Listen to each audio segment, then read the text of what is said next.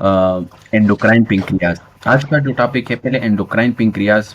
जैसे कि हमने फिजियोलॉजी में हमने कहा था ना कि जो पेंक्रियाज है, इसका जो है ना एक पेरेन्काइमा है और एक स्ट्रोमा है। स्ट्रोमा मतलब कनेक्टिव टिश्यू है। पेरेन्काइमा का मतलब है कि सिक्रीटिंग, जो सिक्रीटरी पोर्शन है उसके बारे में।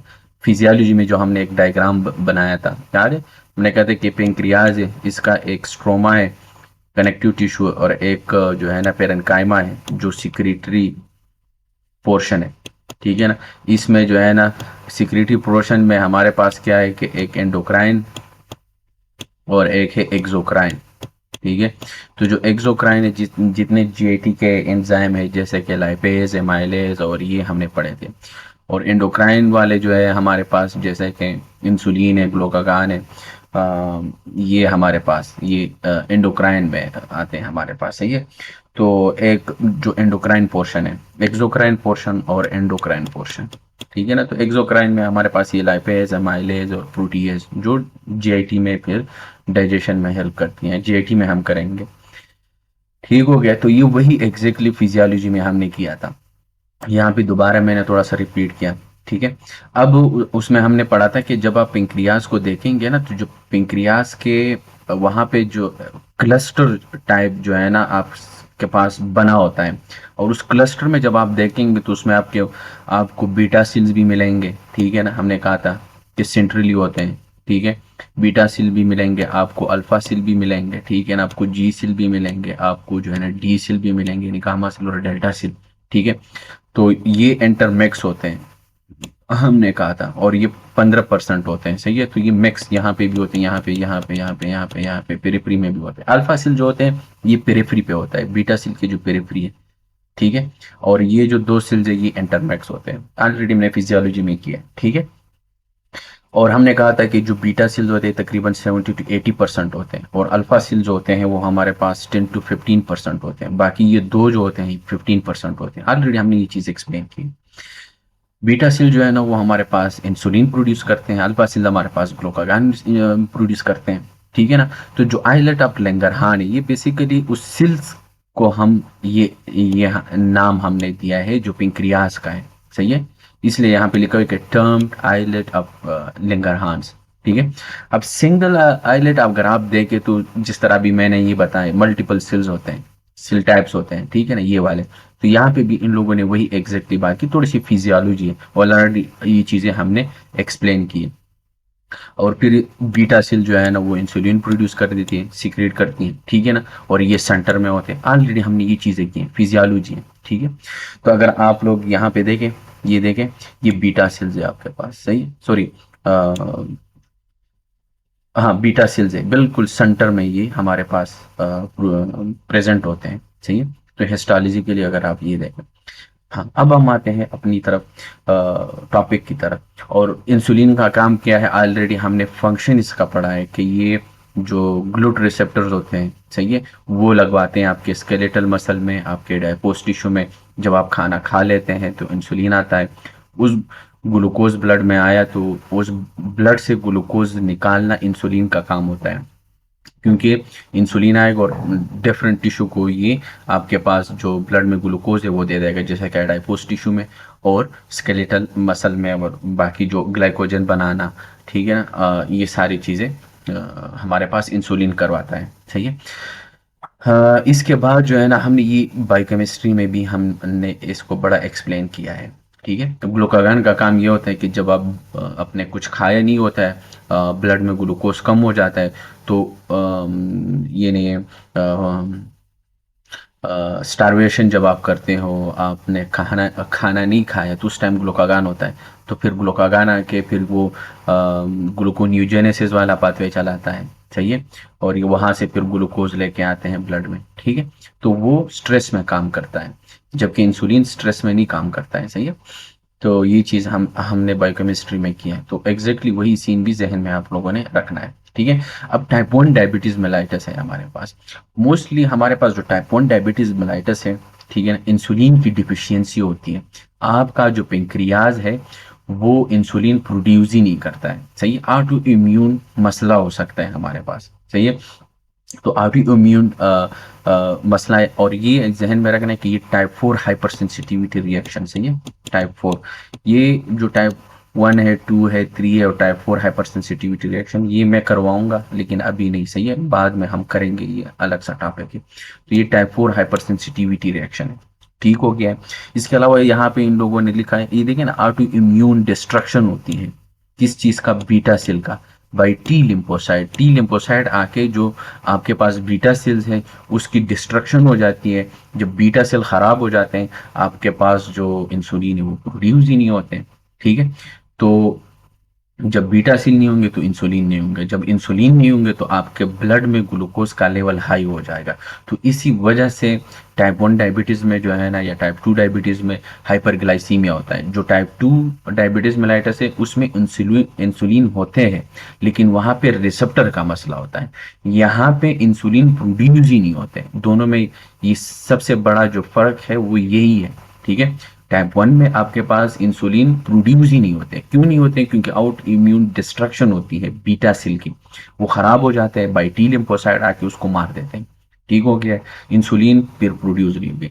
जबकि टाइप 2 में आपके पास इंसुलिन होती है, वहां पे बीटा सेल्स ठीक काम कर रहे हैं, इंसुलिन आते हैं, लेकिन जो इंसुलिन का जो रिसेप्टर है वो सही तरीके से काम नहीं करता है, ठीक है। वो टाइप 2 में आगे मैं एक्सप्लेन करूंगा। तो इसलिए इन्फ्लेमेशन, आप आईलेट लेंगरहांस सेल्स के जो है ना वो इन्फ्लेमेशन हो जाती है, HLA-DR3 और DR4, इसके साथ इसका एसोसिएशन है। और हमारे पास ऑटो एंटीबॉडीज जो है ना आपको आपके पास मिलेंगे।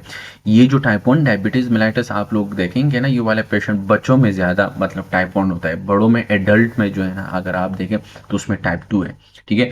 तो छोटों में ये है हमारे पास, यानी चाइल्डहुड में आपके पास जो है ना ये आपके पास ये टाइप 1 हो सकता है। जो ऑटो एंटीबॉडीज है, इसमें जो दो एंटीबॉडीज है वो आप लोगों ने याद रखने हैं। वो है एक glutamic acid D carboxylase antibodies, ये, और एंटी आइलेट एंटीबॉडीज जो है ना ये आपके पास प्रेजेंट होंगे। ये दो एंटीबॉडीज टाइप 1 में प्रेजेंट होंगे, जबकि टाइप 2 में नहीं होंगे, सही है। तो ये बहुत अहम पॉइंट है, ये आप लोगों ने लिखना है साथ में, सही समझ आ गया। Glutamic acid, glutamic acid D carboxylase, D carboxylase, D carboxylase antibody, सही है। एक ये, और दूसरा एंटी, ये आइलेट एंटीबॉडी, सही है। ये आपको मिलेंगे, सही है। इससे जो है ना हम हमारे पास ये, और ये पेशेंट जो होते हैं ना, ये type 1 diabetes mellitus symptomatic patient, सही है। ये नहीं, सॉरी, ये सिम्टम जल्दी जाहिर करते हैं, सही है। जबकि टाइप 2 डायबिटीज मेलाइटस होता है ना, वो ज़्यादातर एसिम्टोमेटिक होते हैं। पेशेंट को डायबिटीज हो जाती है और उसको पता नहीं लगता, क्योंकि वो तो एसिम्टोमेटिक है। किस तरह वो आगे हम करेंगे। जबकि टाइप 1 है, क्योंकि ये चाइल्डहुड में होता है, बिल्कुल इंसुलिन जो है ना वो प्रोड्यूस ही नहीं होता है, तो इसलिए ये सिम्टोमेटिक। और जब आप इस पेशेंट को देखेंगे, बिल्कुल थिन होगा, थिन, जिस तरह बुक में लिखा हुआ है, थिन लीन बॉडी जो है ना इसका होगा, वेट लॉस है इसमें, ठीक है ना, लो मसल मास इसमें है, ठीक है ना। वो पॉलीफीजिया होगा। पॉलीफीजिया का मतलब होता है कि ईट अलाट, बहुत ज़्यादा खाना खाएगा, जाहिर सी बात है, क्योंकि ब्लड में ग्लूकोज है लेकिन टिश्यू को नहीं मिल रहे हैं। क्यों नहीं मिल रहे हैं, क्योंकि इंसुलिन नहीं है। तो इसी वजह से हाइपरग्लाइसीमिया तो होगा, लेकिन टिश्यू को खुराक नहीं मिल रहा है। अब सेलुलर लेवल पे आप स्टार्वेशन पे हो, तो आपका जिस्म ये सोच रहा है कि भाई साहब हमें तो खुराक नहीं मिल रहा है, हालांकि खुराक तो आप खा रहे हो, लेकिन वो जो ग्लूकोज ब्लड में आया हुआ है वो हम निकाल नहीं सकते हैं। क्यों नहीं निकाल सकते, क्योंकि इंसुलिन नहीं है हमारे पास। तो इसी वजह से जो बॉडी जो है ना वो ये समझ रहा है कि भाई हमें तो खुराक नहीं मिल रहा है, तो इसलिए आप ज़्यादा खाना खाएं, ज़्यादा खाना खाएं। तो इसी वजह से ये पेशेंट जो है ना वो पॉली फीजिया है, सही है। पॉलीफीजिया का मतलब होता है कि बहुत ज़्यादा खाना खाएगा, ईट अलाट। और इसके अलावा जो है ना हमारे पास फिर आपका जिस्म ये भी समझेगा कि हमें तो खुराक नहीं मिल रही, यानी ग्लूकोज टिश्यू के पास तो नहीं जा रहा है, ब्लड में तो है, लेकिन आगे से फिर आपका जिस्म जो है ना वो ग्लूकागान रिलीज करवाएगा, यानी ग्लूकागान भी आएगा। अब ग्लूकागान का काम क्या है कि वो हमारे पास जो ग्लूकोन्यूजेनेसिस वाला पाथवे वो चलाएगा, और जब ग्लूकोन्यूजेनेसिस वाला पाथवे चलाएगा उधर से और ग्लूकोज आएंगे, ठीक है। तो इसी वजह से आपके मसल भी टूट टूट जाएंगे, क्योंकि हम ग्लूकोनोजेनेसिस वाला पाथवे से जब जब हम चलाते हैं तो वहां से हम मसल से हम अमाइनो एसिड निकाल देते हैं, तो मसल को टूट के अमाइनो एसिड हमने निकाला और उस अमाइनो एसिड से हम ग्लूकोज बना देते हैं, ठीक। जिसको तो ग्लूकोनोजेनेसिस हम कहते हैं कि ग्लूकोज बनाना प्रमनान कार्बोहाइड्रेट सोर्स है। ग्लाइकोजिनोलाइसिस होगी, जहां जहां पे आपके ग्लाइकोजन है, जैसे कि लीवर में, मसल में, वहां पे ये जो ग्लाइकोजन है ये टूटेंगे, ठीक है। और इसके अलावा जो है ना लाइपोलाइसिस करवाएगा ग्लूकागान, और जब लाइपोलाइसिस होगी तो आपके लिपिड्स भी टूट जाएंगे, ठीक है ना। जब आपके लिपिड्स टूट जाएंगे तो वहां से हमने पढ़ा है ना कि ट्राइग्लाइसराइड निकल जाता है, ठीक है। तो वो जो ट्राइग्लाइसराइड है उसमें क्या है, एक ग्लाइसिरोल है और 3 फैटी एसिड है, और फिर वो हम क्या कर देते हैं कि वो जो फैटी एसिड्स होते हैं उसको फिर हम डिग्रेडेट कर देते हैं, उसे हम कीटोन बॉडीज बना देते हैं, ठीक है, जैसे कि बुक में यहाँ पे लिखा हुआ है। तो इसलिए टाइप 1 में आपके पास इंसुलिन होते ही नहीं है। और दूसरी वजह यही है कि अगर आप लोगों को याद हो जो लाइपोलाइसिस वाला पाथवे के उसमें हमारे पास जो फैटी एसिड है वो इधर आके इसको हम टूटते हैं ना, तो यहाँ पे जो एंजाइम काम करता है उसका नाम होता है हार्मोन सेंसिटिव लाइपेज, ठीक है ना। ये हार्मोन्स यहाँ पे इसके लिए हमने कहा था कि नायसिन आके इसको इनहिबिट कर देता है, और जो इंसुलिन डिक्रीज हो क्योंकि आप स्ट्रेस में हो तो भी आके इसको स्टिमुलेट करवाएगा, सही है। और इसके अलावा जो है ना एपिनेफ्रिन, क्योंकि आप स्ट्रेस में हो, नारेपिनेफ्रिन इनको स्टिमुलेट करवाएगा। Decrease insulin, increase epinephrine, increase norepinephrine इनको स्टिमुलेट करवाएगा। अब आपके पास इंसुलिन है नहीं तो ये स्टिमुलेट तो नहीं होगा, ठीक है ना। अब इस फैटी एसिड फिर जाके इससे कीटोन बॉडीज बन जाएंगे, ठीक है ना। और वो कीटोन बॉडीज जो है ना फिर वो हमारे पास, इसीलिए टाइप 1 में हमारे पास ये जो कीटो एसिडोसिस है, कीटोन बॉडीज बन जाते हैं, वो इसी वजह से बन जाते हैं। जबकि टाइप 2 में ये नॉन कीटोटिक हम कहते हैं इसके लिए कि हाइपरग्लाइसीमिया तो होगी लेकिन नॉन कीटोटिक डायबिटिक एसिडोसिस होगी, यानी उसमें कीटोन बॉडीज नहीं बनेंगे। वजह यही है कि उसमें इंसुलिन होते हैं, सही है। और इसके अलावा जो है ना एक और भी, हाँ इंसुलिन होते हैं लेकिन रिसेप्टर काम नहीं करते हैं, ठीक हो गया है। तो इसी वजह से यहाँ पे हमारे पास आपके पास जो कीटोन बॉडीज है वो बहुत ज़्यादा रिलीज होंगे, जिस्म में आएंगे। इसी वजह से आपके पास जो यहाँ पे नहीं, liver converts fatty acids to ketone bodies, beta hydroxy butyric acid, acetoacetate और एसीटोन, वो हमने 3 कीटोन बॉडीज हमने पढ़े थे। वो जो एसीटोन था हमने कहा था कि हम डायग्नोस्टिकली हम यूज़ कर देते हैं, और जो वो कोस्मल ब्रीदिंग होती है, वो नेल पॉलिश की तरह जो है ना उसका जो स्मेल होता है वो एक डायग्नोस्टिक वो है हमारे पास, तो उससे हमें पता चल जाता है कि बंदे को डायबिटिक कीटो एसिडोसिस हुई है, ठीक है। तो एग्जैक्टली वही चीज़ है जो हमने बायोकेमिस्ट्री में, आप लोग जाके देख सकते हैं, वो वीडियो दोबारा भी देख सकते हैं, यूट्यूब में पड़ी है, सही है। तो वो अभी आप देख सकते हैं, तो वहाँ से और ये फिर समझ में आ जाएगा, ठीक है। तो इसलिए यहाँ पे ये चीज़ है। देखिए हाई सीरम ग्लूकोज, सही है, क्योंकि चाइल्डहुड में होते हैं, सही है, इंसुलिन की डिफिशियंसी होती है। तो high serum glucose, weight loss, low muscle mass, polyphagia, eat a lot, सही, पॉलीयूरिया, बहुत ज़्यादा जो है ना पेशाब आएगा इसको, पॉलीडिप्सिया होगा इसको, सही है। पॉलीडिप्सिया का मतलब होता है एक्सेस थर्स्ट, सही है, बहुत ज़्यादा थर्स्ट मिलेगा, प्यास लगेगी इसको, सही है। ग्लाइकोसी यूरिया होगा क्योंकि ग्लूकोज यूरिया में निकल जाएंगे, और ये ग्लूकोज जो होते हैं हमने कहा था ना कि ये भी ऑस्मोटिक है, ये अपनी तरफ पानी खींच लेता है, तो जब ये बाहर निकलेगा तो अपने साथ पानी भी निकाल देगा। तो इसलिए टाइप 1 डायबिटीज मेलाइटिस में जो पेशेंट्स होता है ना वो डिहाइड्रेटेड होता है, सही है। तो डिहाइड्रेटेड भी, तो इसमें हम क्या कर देते हैं भाई साहब, लाइफ लॉन्ग हम इंसुलिन ही दे देते हैं, सही है, क्योंकि बीटा सेल काम नहीं करता है, तो इसलिए हम इस पेशेंट को लाइफ लॉन्ग के लिए हम इंसुलिन दे देते हैं, सही है। रिस्क फॉर डीके है, आप ऑलरेडी मैंने आपको लोगों को बताया सही है, ये वही बायोकेमिस्ट्री वाला टॉपिक है। एक्सेस सीरम कीटो एसिड्स होगी, सही है, ऑलरेडी हमने पढ़ा। अदर जो है ना स्ट्रेस में, क्योंकि फॉर एग्जांपल इन्फेक्शन, इस टाइम भी आप स्ट्रेस में होते हो, सही है, एपिनेफ्रिन ये स्ट्रेस में, ग्लूकागान स्ट्रेस में, सही है, तो इस टाइम एपिनेफ्रिन और ग्लूकागान आके आपके पास लाइपोलाइसिस करवाएगा, सही है, ग्लूकोनियोजेनेसिस करवाएगा, ग्लूकोजिनोलाइसिस करवाएगा, सही है, जो ग्लाइकोजन है उसको तोड़ेगा, एग्जैक्टली। तो ओवरऑल रिजल्ट क्या निकलेगा कि और ग्लूकोज आ जाएगा, क्योंकि इन सब से हम क्या निकालते हैं, ग्लूकोज, और ऑलरेडी ब्लड में पहले से ज्यादा ग्लूकोज है, तो बहुत ज्यादा ग्लूकोज हो जाएगा, कहने का मकसद ये है, सही है। तो और केटून बॉडीज बन जाएंगे, ऑलरेडी हमने इसके बारे में पढ़ा है कि लाइपोलाइसिस होती है, सही है, तो उसमें फ्री फैटी एसिड्स ज़्यादा जनरेट होते हैं, और वो फिर लीवर, वो जो फ्री फैटी एसिड्स होते हैं ना, वो जाके फिर आपके पास कीटोन बॉडीज में जो है ना वो कन्वर्ट हो जाते हैं, सही है।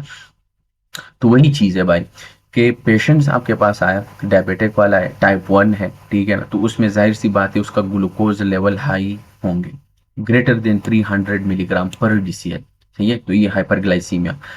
और ऑलरेडी हमने उसमें पढ़ा था, अगर आप लोगों को याद हो, किडनी में, कि एनाइन गैप मेटाबॉलिक एसिडोसिस होगी, सही है, तो इसी वजह से कि डायबिटिक केटोएसिडोसिस जो है ना वो भी 9 एनाइन गैप मेटाबॉलिक एसिडोसिस में आती है, ऑलरेडी इस चीज़ को हमने वहां पे भी एक्सप्लेन किया है। हाइपरकलीमिया होगी। अच्छा, हाइपरकलीमिया क्यों होती है यहाँ पे इस पेशेंट को, डायबिटिक टाइप 1 आया है पेशेंट, उसका तो डायबिटीज का मसला है, ग्लूकोज हाई है ब्लड में, तो उसको हाइपरकलीमिया क्यों होती है। वजह यही है कि अगर आप लोगों को याद हो, बायोकेमिस्ट्री में हमने बात की थी कि जब भी ग्लूकोज आता है तो वो आपके पास बीटा सेल के पास चला जाता है, याद है, बीटा सेल के पास यहाँ पर आ जाता है, और यहाँ से फिर वो ग्लाइकोलाइसिस वाली पाथवे चलती है, फिर इलेक्ट्रॉन ट्रांसपोर्ट चेन वाला सॉरी सिट्रिक एसिड जो साइकिल है वो चलता है, उधर से एटीपी जनरेट होते हैं, इलेक्ट्रॉन ट्रांसपोर्ट चेन चलता है, वहाँ से एटीपी प्रोड्यूस होती हैं, और ये एटीपी आके यहाँ पे हमारे पास पोटाशियम चैनल्स होते हैं, सही है, इस पोटाशियम चैनल को हम बंद कर देते हैं, ठीक है, ड्यू टू दिस एटीपी। अब यहाँ पे कैल्शियम भी था, ठीक है ना, कैल्शियम भी आके हमारे पास ये बंद करता था, अगर आप लोगों को याद हो, तो एटीपी इसको बंद करवाएगा। अब पोटाशियम आपके अंदर जो सेल्स में जो है ना वो पोटाशियम इंक्रीज हो जाएगा, तो इसलिए सेल में हमने पॉजिटिविटी लाई, तो इसलिए सेल डीपोलराइज होगा, और जब ये सेल डीपोलराइज होता है तो बीटा सेल में यहाँ पे इंसुलिन के बैग्स पड़े होते हैं, ठीक है, तेले पड़े होते हैं, और यहाँ पे जब ये डीपोलराइजेशन स्टार्ट होती है तो यहाँ से इंसुलिन बाहर निकलता है। तो अब आपके पास भाई बीटा सेल खराब हो चुके हैं, वहां पे इंसुलिन है ही नहीं, पोटाशियम का काम ये था कि ये इंसुलिन निकाल देता था, अब ये पोटाशियम ये समझ रहा है कि मेरा काम तो खत्म हो गया है, मेरा काम ये था कि इंसुलिन को निकालना और डीपोलराइजेशन करना, अब वो मेरा काम ही नहीं रहा है, तो भाई आप बाढ़ में जाएं, मैं बाहर ही निकलता हूँ, तो वो ब्लड में आ जाते हैं, सही है, तो इसलिए इस पेशेंट को हाइपरकलीमिया, ठीक है, तो इसी वजह से डायबिटिक टाइप 1 पेशेंट में हाइपरकलीमिया होती है, ठीक है। तो हाइपरकलीमिया की समझ आ गई है आप लोगों को, क्योंकि आपके पास जो इंसुलिन है ये किस चीज़ के लिए रिस्पॉन्सिबल है, कि इंसुलिन जो है पोटाशियम जो है ना ब्लड में होता है उसको अंदर लेके आते हैं, सही है, और बाहर जाने नहीं देते हैं, ठीक है, तो इसलिए इस इंसुलिन ज़रूरी है। अब इंसुलिन है ही नहीं तो हाइपरकलीमिया। और एनाइन गैप मेटाबॉलिक एसिडोसिस, और हमें पता है कि जो कीटोन बॉडीज है, कीटोन बॉडीज वो एक कीटो एसिड है, सही है, तो वो आपके जिस्म में आगे पीछे भागेगा ब्लड में, और इसी वजह से एनाइन गैप एसिडोसिस, सही है। और वो जो एसीटोन जो हमने पढ़ा था कि हम डायग्नोस्टिक के लिए यूज़ कर देते हैं, सही है, तो उसकी वजह से हमारे पास कोस्मोल ब्रीदिंग होगी, यानी कोस्मोल रिस्पायरेशन होगी, उधर से स्मेल आएगा आपको, वो नेल पॉलिश जो कलर होता है उससे जो स्मेल आता है एग्जैक्टली उसी तरह आपका स्मेल आएंगे।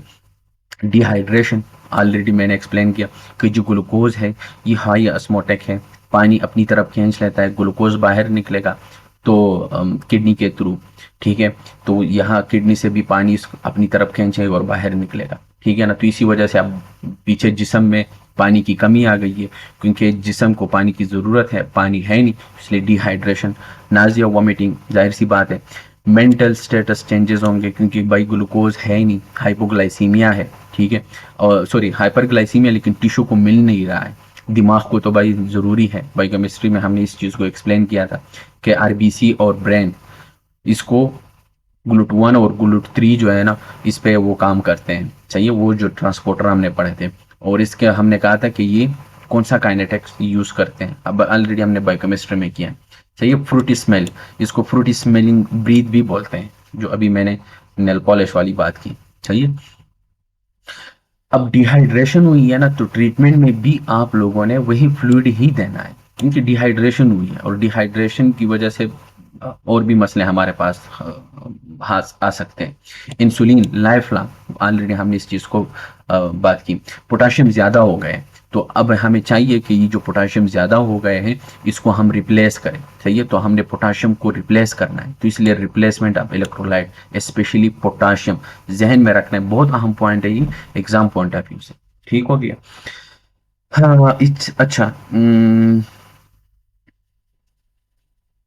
ठीक हो गया, इसमें और कुछ बात है नहीं। तो ये टाइप 1 बच्चों में, टाइप 1 डायबिटीज मेलाइटिस, एडल्ट में टाइप 2 डायबिटीज मेलाइटिस।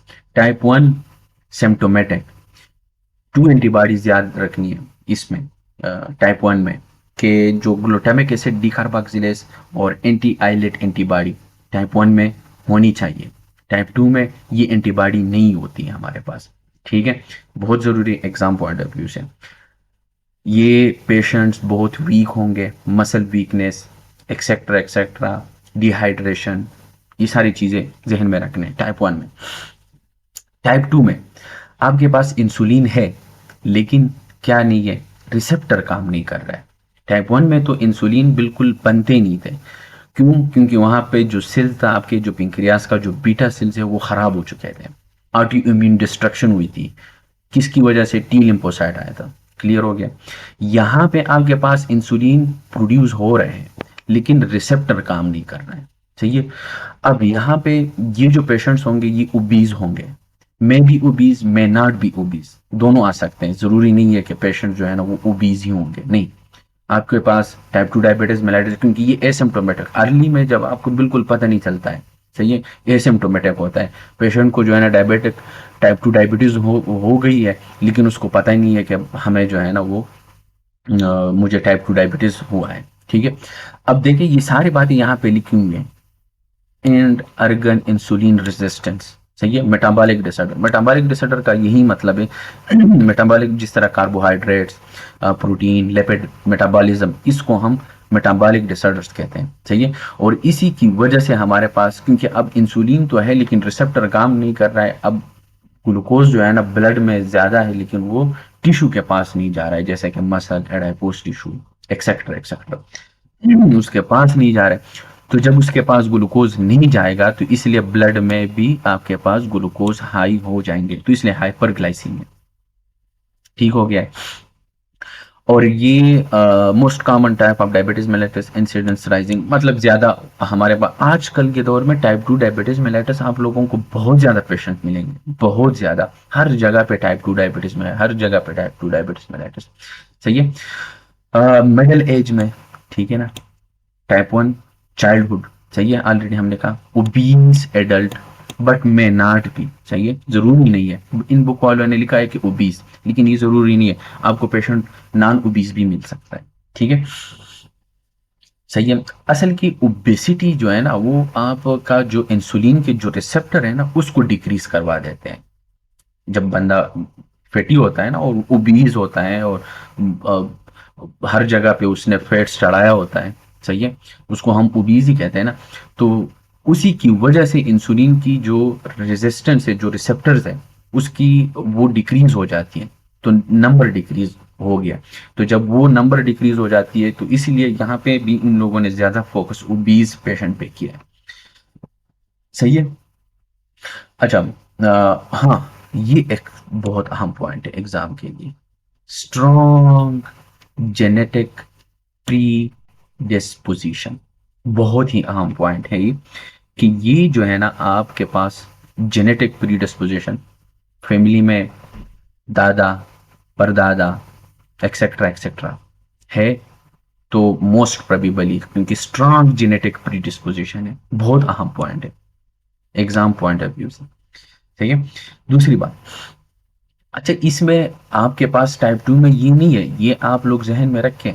देखें कि ये ज़रूरी नहीं है कि आपके पास बिल्कुल रिसेप्टर काम ही नहीं कर रहा है ए टू जेड, ना, ऐसा नहीं है। रिसेप्टर थोड़े बहुत काम करते हैं, ये नहीं है कि बिल्कुल स्टार्ट से ही काम नहीं करते, नहीं नहीं, ऐसा नहीं है। जहन में ये मिसकंसेप्शन जो है ना आप लोगों ने निकालनी है कि टाइप 2 में जो रिसेप्टर होते हैं वो काम करते हैं लेकिन थोड़े बहुत काम करते हैं। इसीलिए फिर हम टाइप 2 डायबिटीज वाला पेशेंट जब आ जाते हैं ना, तो उसको फिर हम ड्रग्स दे देते हैं, जैसे कि ये मेटफार्मिन हो गया, ग्लाइब्यूराइड्स हो गया, ये सारे ड्रग्स हम दे देते हैं। तो वजह यही है कि वो जाके हम उस चीज़ को थोड़ा सा बहुत स्टिमुलेट कर देते हैं। एक ही रिसेप्टर, अगर for example for understanding purpose, समझाने की कोशिश कर रहा हूँ कि एक ही फॉर एग्जांपल रिसेप्टर है, लेकिन अब हमने ये दवाई दी है तो ये आके इस रिसेप्टर को कहेगा, इसका काम तो था अपना एक ही ग्लूकोज लेके जाना, लेकिन ये आके इसको उंगली देगा, इसको जगाएगा कि तू ज्यादा काम कर, ज्यादा काम कर, ज्यादा काम कर, ज्यादा काम कर। ठीक है, तो उस थोड़े बहुत जो रिसेप्टर्स होते हैं वहां पे, उससे हम फिर दवाई के थ्रू हम काम लेते हैं, चाहिए, तो इसलिए हम मेडिसिन फिर दे देते हैं। ठीक हो गया। अच्छा, insulin level are increase in early disease. जब पहले एसिम्टोमेटिक पेशेंट होता है ना, उसमें आपके पास इंसुलिन का जो लेवल होता है ना, वो उस टाइम इंक्रीज होता है हमारे पास, अर्ली डिजीज में बहुत ज़्यादा इंक्रीज होगा। लेकिन वक्त के साथ साथ फिर आपके पास जो है ना वो डिक्रीज होता जाएगा, सही है। फिर डिफिशियंसी आ जाएगी, सही है, क्योंकि अब बीटा सेल जो है ना वो एग्जॉशन होगा, ठीक है ना, उसकी वजह से फिर जो इंसुलिन की जो प्रोडक्शन है या वो प्रोड्यूस हो रहे थे वो डिक्रीज हो जाएंगी, सही है। और इसी वजह से जब आप हिस्टोलॉजी पे देखेंगे तो एमालाइड डिपोजिशन, आप आइलेट लंगरहान, मेरे ख्याल से इधर बुक में है एक क्वेश्चन ना, बल्कि फोटो दिया हुआ है, एक मिनट, ये वाला, ये ये हिस्टोलॉजी की हिस्टोलॉजिकल पिक्चर दें आपके पास किस चीज़ का, आइलेट ऑफ लैंगरहान जो पेंक्रियास सेल है, सही है।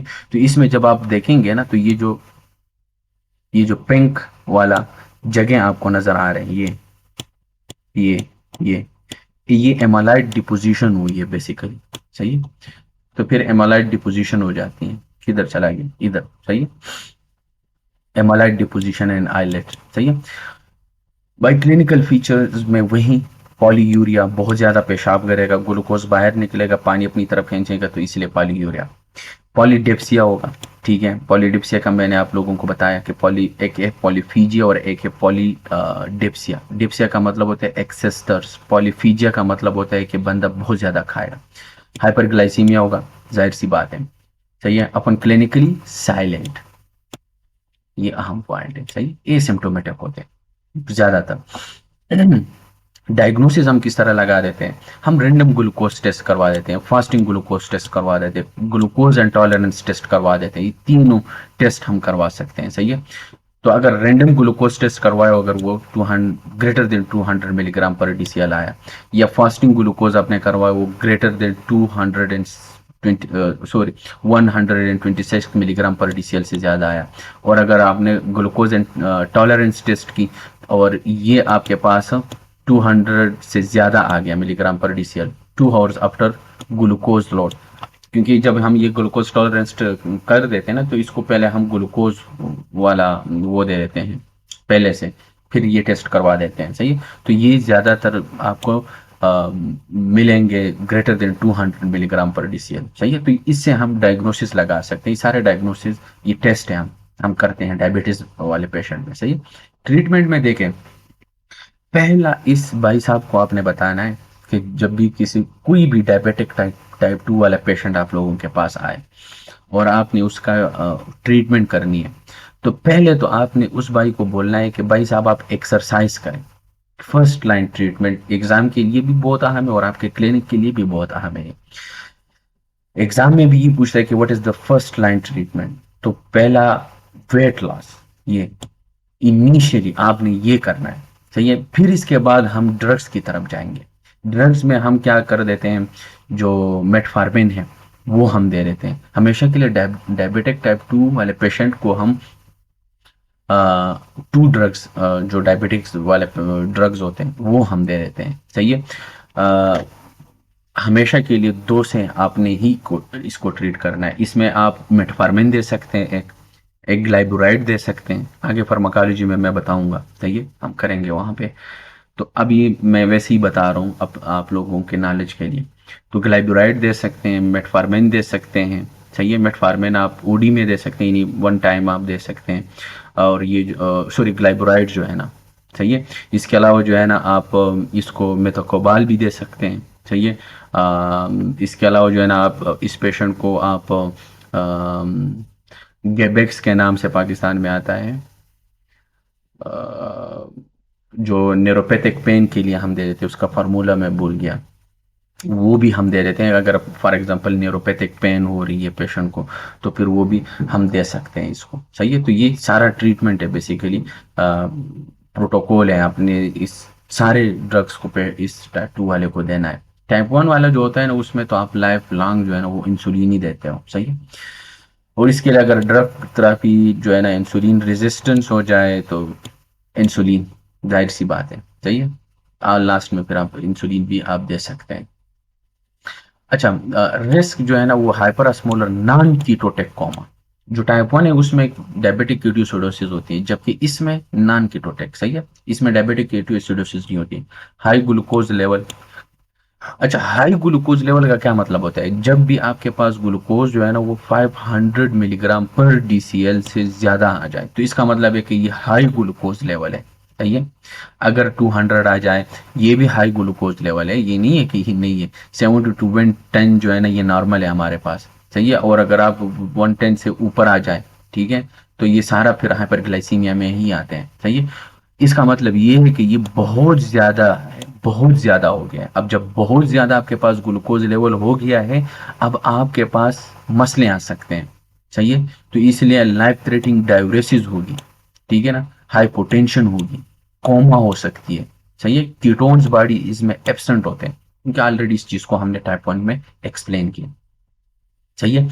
इसके अलावा फिर इसके कॉम्प्लिकेशन आ सकते हैं। अगर आप अपने डायबिटीज़, अपने शुगर लेवल, आप इसको आप इसका एहतियात नहीं करते हैं ना, और अपने ब्लड जो ग्लूकोज लेवल है उसको आप मज़ीद ही ज़्यादा रखते हैं, और आपको पता है कि मुझे टाइप 2 डायबिटीज़ है, तो आगे फिर कॉम्प्लिकेशन आएगी।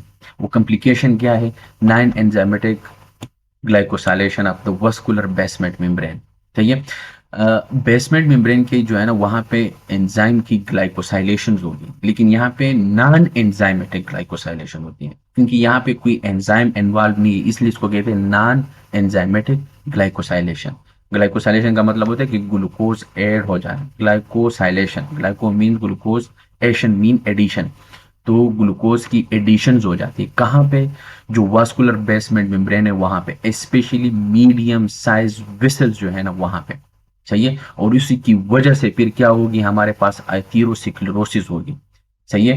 एथेरोस्क्लेरोसिस हमने पढ़ा था ना कि वहां पे फिर फेट्स आते हैं, वो एलडीएल आते हैं, वो जब देखते हैं कि वेसल डैमेज हो गए तो कोलेजन नजर आते हैं, वहां से फिर वो एलडीएल क्योंकि ब्लड में इधर उधर घूमता रहता है, तो वो एलडीएल आके वहां से वो उसके पास चिपक जाता है, तो धीरे धीरे चिपक और वो कैप बन जाते हैं। एथेरोस्क्लेरोसिस में हमने बात की है बायोकेमिस्ट्री में, तो इसकी वजह से फिर हमारे पास एथेरोस्क्लेरोसिस होगी, सही है। इसके अलावा ये इसके बारे में हमने भी बात की है किडनी में, सॉरी ये हमने नहीं की है वैसे, मैंने थोड़ा बहुत टच किया था, लेकिन हम ये वेसल्स में हम करेंगे, सही है। जो वेसल्स पैथोलॉजी है वहाँ पे हम करेंगे, तो वहाँ पे भी हमारे पास नॉन एंजाइमेटिक ग्लाइकोसाइलेशन होती है, लेकिन स्मॉल वेसल्स में, सही है, जो हाइलीन एथेरोस्क्लेरोसिस होती है। और इसके अलावा जब आप इस पेशेंट को जब आप ड्रग देते हो, मेडिसिन दे देते हो, और आप देखते हो कि यार पेशेंट ने कोई ठीक हो गया है कि नहीं हुआ है, सही है, कोई बेनिफिट हुआ है कि नहीं हुआ है, फायदा हुआ है कि नहीं हुआ है, तो आप इस चीज को देखते हो, हेमोग्लोबिन A1C, इसको हम देखते हैं, सही है। इससे हमें पता चल जाता है। सही हो गया है। हाँ, ऑस्मोटिक डैमेज, श्वान सेल जो न्यूरॉन है, ठीक है ना, क्योंकि न्यूरॉन भी आपके पास डैमेज हो, इसलिए तो इस पेशेंट को, अगर आप लोगों ने देखा होगा कि डायबिटिक पेशेंट है, उसको जो है ना उसका पाँव काट दिया या अंगूठा काट दिया, उसको पेन नहीं होती है।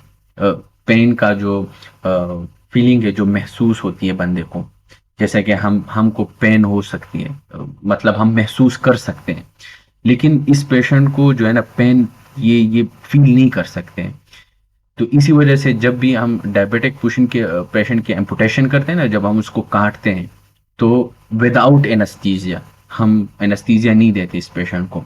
ठीक है, हमारे इधर डिपार्टमेंट में बहुत ज़्यादा पेशेंट डायबिटिक वाले होते हैं। मेरा जो पेपर है वो भी इस डायबिटिक पे है मेरा। तो इस पे मैं जो रिसर्च कर रहा हूँ वो भी मैं इसी पे कर रहा हूँ।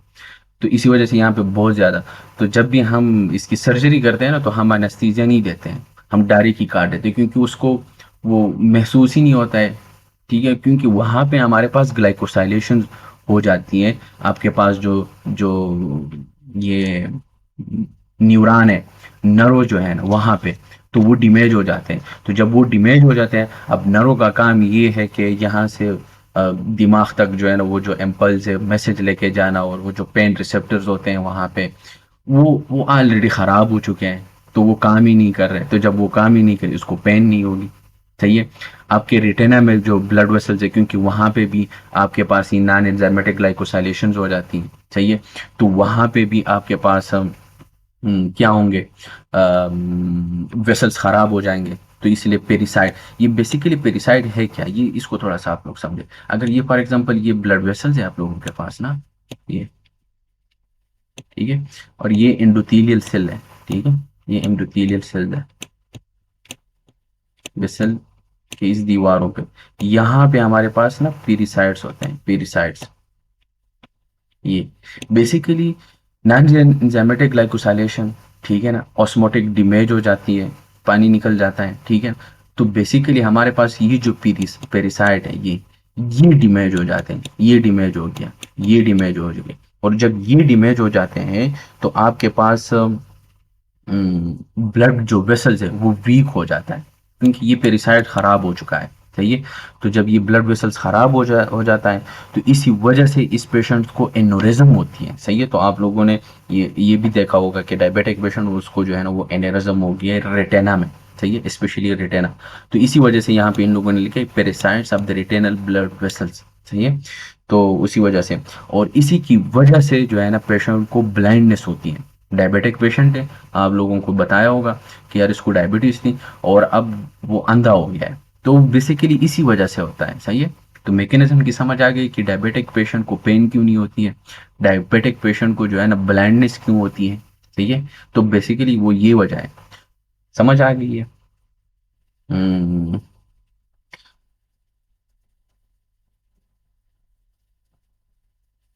और इसी वजह से, क्यों ये सब काम जो है ना ग्लाइकोसाइलेशन की वजह से होती है, इसलिए श्वान सेल्स में भी ग्लूकोज जो है ना वो एंटर हो जाते हैं। सही है। और जब वहाँ पे एंटर हो जाते हैं, तो वो जो माइलिनेटेड शीट होते हैं, न्यूरोलॉजी में हम करेंगे। सही है।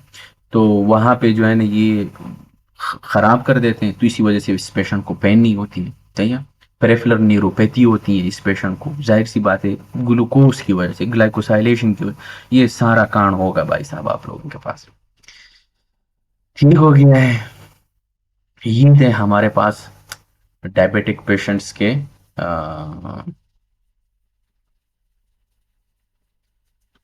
बातें। सही है। ये देखें हिस्टोलॉजिकल पिक्चर, जब आप देखेंगे ये जो पिंक कलर आप लोगों को नजर आ रहा है, ये वाला, ठीक है, ये बेसिकली हमारे पास ये जो पिंक मटेरियल है स्मॉल ब्लड वेसल्स की, ये हमारे पास हाइलीन अटीरोसिक्लोरोसिस जो के ऊपर हमने बात की। सही है। इसकी वजह से किडनी में स्कार्स बन जाते हैं। सही है। ये देखें स्कार, किडनी वाला जो है ना। सही है। तो ग्लोमेरुलर सिक्लोरोसिस होगी, ग्लोमेरुलर सिक्लोरोसिस।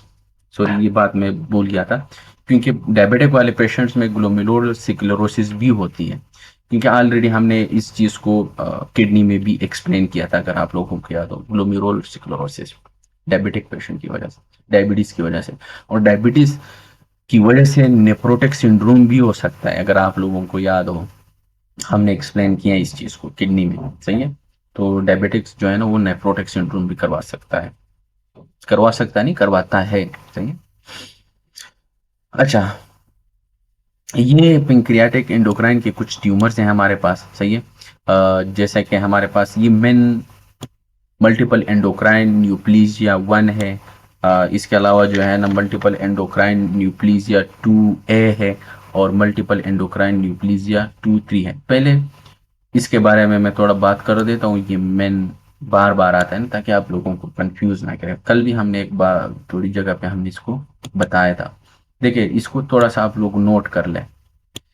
मल्टीपल एंडोक्राइन न्यूप्लीजिया है हमारे पास 1, नहीं। दूसरा है हमारे पास मल्टीपल एंडोक्राइन न्यूप्लीजिया 2A, और एक है मल्टीपल एंडोक्राइन न्यूप्लीजिया 2B। ठीक है, इसमें मल्टीपल एंडोक्राइन न्यूप्लीजिया होते हैं, इसलिए इसको नाम भी इन लोगों ने दिया है कि main 1, main 2A, main 2B। अच्छा, इस मेन मेन 1 जो है ना, इसको हम वर्मर सिंड्रोम्स भी बोलते हैं, WORMER, वर्मर सिंड्रोम, सही है। इसका दूसरा नाम वर्मर सिंड्रोम है। इसमें पिट्यूटरी ग्लैंड भी इन्वॉल्व होते हैं, इसमें आपके पास पैराथायराइड ग्लैंड भी इन्वॉल्व होते हैं, सही है। और इसमें आपके पास पेंक्रियास। तो ये तीनों मल्टीपल एंडोक्राइन वाला मसला है, सही है। तो पैरा पिट्यूटरी ग्लैंड पहला लिख ले। दूसरा जो है ना आपके पास, दूसरा भी पी से है, पैराथायराइड ग्लैंड। तीसरा भी पी से है, तो पेंक्रियास। 3 P को याद रखना है, पिट्यूटरी, पैराथायराइड और पेंक्रियास। तो पिट्यूटरी में आपके पास जो प्रोलेक्टिनोमा है, वो भी मेन 1 में आ सकता है, सही है। जो सोमेटोट्रोपिन सोमेटोट्रोपिक एडिनोमा है, सही है। पिट्यूटरी एडिनोमा, आप पिछले जो हमने किए हैं सारी चीज़ें, ये भी आपके पास इसमें आता है, सही है। पैराथायराइड में अगर आप देखें, हाइपरप्लीजिया ऑफ द थायराइड, सही है, हाइपरप्लीजिया ऑफ द थायराइड। और इसके साथ साथ जो है ना वो पैराथायराइड एडिनोमा, जो हमने पिछली बार हमने एक्सप्लेन किया, ठीक है ना।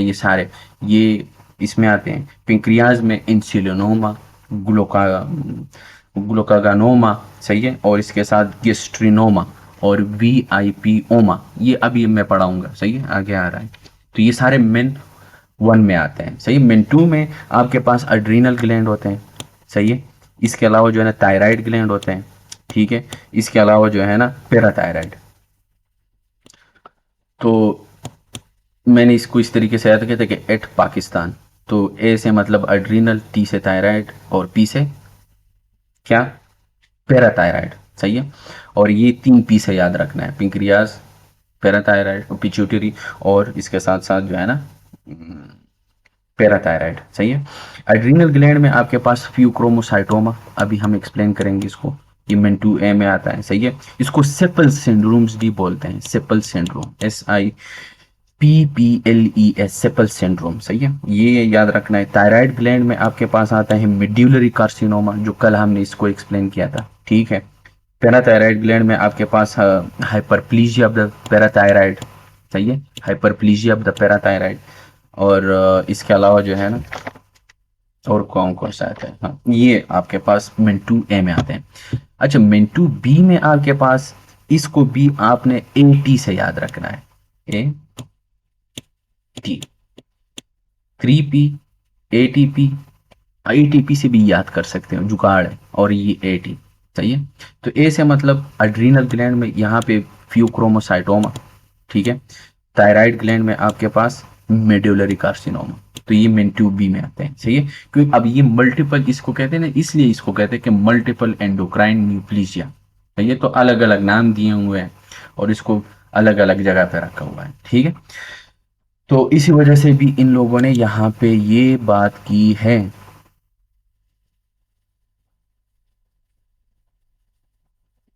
ठीक है, सही है। पेनक्रियाटिक एंडोक्राइन, सही है, मेन 1, अभी जो हमने एक्सप्लेन किया, ठीक है ना। पैराथायराइड, हाइपरप्लीजिया, पिट्यूटरी, पीछे ये हमने इधर किया है सारी चीजें। अच्छा, इसमें एक है इंसुलिनोमा। इंसुलिनोमा का मतलब होता है कि जब भी आपके पास बहुत ज्यादा इंसुलिन प्रोड्यूस आ जाए, ये ट्यूमर है, ठीक है ना।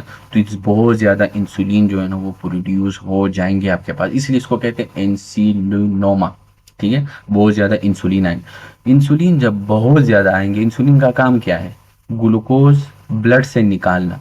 तो जब बहुत ज़्यादा इंसुलिन आएंगे, बहुत ज़्यादा ब्लड से ग्लूकोज निकलेगा, इसलिए पेशेंट को हाइपोग्लाइसीमिया होगा। और जब भी हाइपोग्लाइसीमिया आता है तो बंदे को मेंटल स्टेटस चेंजेस में आ जाते हैं। सही है, क्योंकि ग्लूकोज नहीं है। और हमने अभी ऑलरेडी बायोकेमिस्ट्री में इस चीज़ को एक्सप्लेन किया है कि आरबीसी के लिए भी ग्लूकोज ज़रूरी है, चाहे जो भी हो जाए। क्योंकि आरबीसी को हमने कहा था कि ये नवाब है। सही है, आरबीसी नवाब है। आरबीसी कहता है कि जो कुछ भी हो जाए मुझे भाई ऑल द टाइम इतना ग्लूकोज चाहिए। इसी तरीके से ब्रेन भी है, ठीक है ना। तो ब्रेन और आरबीसी को ऑल द टाइम ग्लूकोज होना जरूरी है। अगर ग्लूकोज नहीं है तो आरबीसी भी टूटेंगे और आपके ब्रेन सेल्स भी काम नहीं करेंगे। तो इसलिए यहाँ पे मेंटल स्टेटस चेंज, वही बायो सहारा बायोकेमिस्ट्री है। सही है, तो ग्लूकोज कम होंगे, decrease, insulin increase, C peptide increase. अच्छा, ये बात याद रखना है। चाहिए, बहुत अहम है, एग्जाम पॉइंट ऑफ व्यू से अगर आप लोगों ने याद रखना है तो ये बात बहुत ज़्यादा अहम है। क्योंकि जब भी हमारे पास इंसुलिन प्रोड्यूस होती है ना, तो उसके साथ साथ हमारे पास एक प्रोटीन होता है, वो भी साथ में पेंक्रियाज सेल से निकल बीटा सेल से निकल जाता है, और वो है सी पेप्टाइड। अगर आप लोगों ने इसका टेस्ट करवाया और आप लोगों को ग्लूकोज कम मिला, इंसुलिन ज़्यादा मिला, सी पेप्टाइड ज़्यादा मिला, इसका मतलब ये है कि ये इंसुलिनोमा है। अगर आप लोगों को ग्लूकोज कम मिला, इंसुलिन ज़्यादा मिला, सी पेप्टाइड डिक्रीज मिला, तो इसका मतलब ये है कि इस बंदे ने बाहर से इंसुलिन का एक इंजेक्शन लगवाया है। ज़्यादातर लोग ये काम करते हैं ऑफिस में कि मुझे छुट्टी मिल जाए, तो बहाना बना के इंसुलिन लगवा देता है और कहते हैं कि मुझे हाइपोग्लाइसीमिया हो गया, मेरा टेस्ट करवाया आप लोग, मुझे दे के मुझे हाइपोग्लाइसीमिया हो गया, मुझे घर जाना है भाई, मुझे ये करना है। और ऐसे और भी पेशेंट करते हैं, जैसे कि साइकेट्री में हम करेंगे, साइकेट्री में कुछ ऐसे पेशेंट्स भी आप लोगों को मिलेंगे कि वो मेडिकल अटेंशन चाहते हैं या चाहती है, ठीक है ना, कि बस मुझे ना एक मेडिकल अटेंशन मिल जाए। तो उसमें भी ये पेशेंट्स ये काम करते हैं। सही है, तो बेसिकली ज़्यादातर लोग अपनी छुट्टी के लिए ऑफिस में इसी तरीके से पेशेंट आप लोगों को प्रेजेंट किया होगा। ठीक है, तो अगर आप भाई डॉक्टर हैं और आपके साथ कोई ऐसा काम करे तो आप कहेंगे कोई मैं देखूंगा तब मैं छुट्टी दूंगा। तो जब आप टेस्ट करेंगे और उसमें सी पेप्टाइड कम आए, उसको बोल के बस एक, उसको ज़्यादा से ज़्यादा नहीं, बस एक गिलास जो मैं शुगर डाल के, चीनी डाल के उसको पिलाओ, अब ठीक हो जाएगा, कोई मसला नहीं, तुझे कुछ भी नहीं हुआ है। तो ये होती है भाई डॉक्टर, क्या नहीं। सही है, दूसरा जो ट्यूमर है वो है हमारे पास गेस्ट्रिनोमा। गेस्ट्रिनोमा वैसे हम जीआईटी में भी हम एक्सप्लेन करेंगे। सही है, बेसिकली हमारे पास बहुत ज़्यादा आपके पास जो गेस्ट्रिन लेवल है वो आपके पास इंक्रीज हो जाती है। सही है, तो इसको हम कहते हैं गेस्ट्रिनोमा।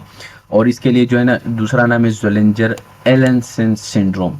जीआईटी में हम इसको बड़े डिटेल के साथ करेंगे। सही है, इसकी वजह से जब बहुत ज़्यादा गेस्ट्रिन रिलीज होते हैं ना, तो हमारे पास पेप्टिक अल्सर्स होते हैं और बहुत ज़्यादा मल्टीपल अल्सर्स आ जाते हैं आपके पास। सही है, जुजिनम में तकरीबन जुजिनम तक ये एक्सटेंड हो जाते हैं। वैसे हम जेटी में हम इसको मज़ीद डिटेल में करेंगे, यहाँ पे सिर्फ जहन में रखें क्योंकि इसके साथ थोड़ा सा इसका रिलेशन है।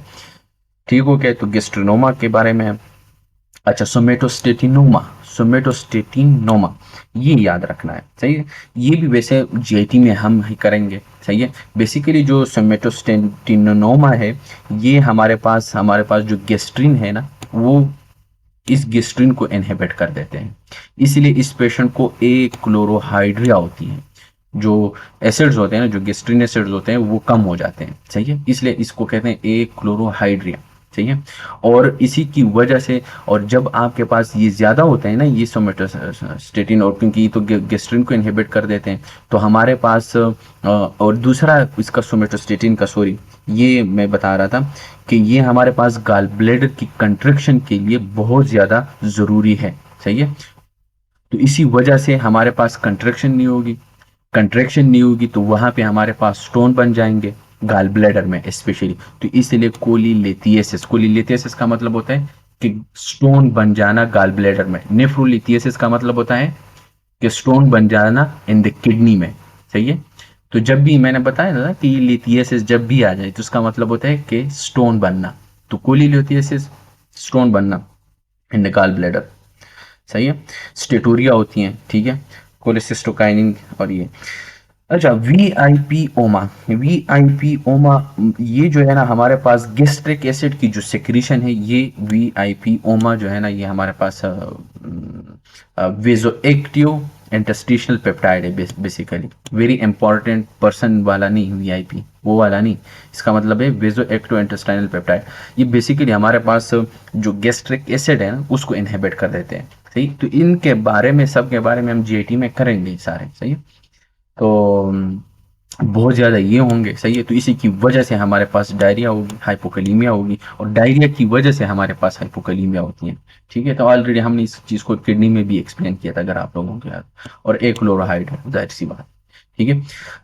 तो ये हमारे पास डायबिटीज के रिलेटेड सारे वो होते हैं, सही है। तो अभी जो नेक्स्ट टॉपिक है वो है हमारे पास एड्रीनल कॉर्टेक्स,